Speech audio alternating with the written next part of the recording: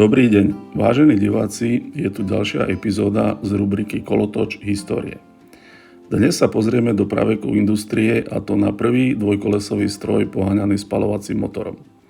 Áno, uhádli ste, bol to motocykel. Stroj navrhnutý pánmi Gottliebom Daimlerom a Wilhelmom Maybachom z roku 1885. Daimler založil skúšobnú dielňu v Cannstadte a spolu s Maybachom vyvinuli kompaktný jednovalcový štvortaktný motor. S objemom 264 cm3 produkoval výkon okolo pol konskej sily pri 700 otáčkach za minútu. Pre overenie použiteľnosti svojej konštrukcie sa rozhodli postaviť niečo, čomu sa dnes hovorí technologický demonštrátor. Z finančných dôvodov sa rozhodli pre drevené dvojkolesové vozidlo vybavené pomocnými kolesami. Rám bol vyrobený z hikorového dreva, spevneného oceľovými výstuhami. Motor bol inštalovaný vertikálne.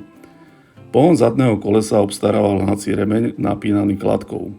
Drevené kolesá mali železné obruče, posed vodiča bol v tvare jazdeckého sedla.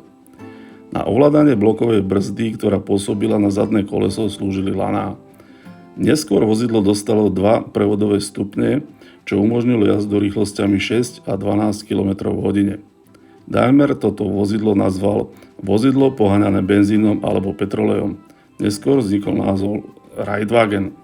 Vážení diváci, ak sa vám naše video páčilo, sledujte nás aj naďalej a dajte nám like.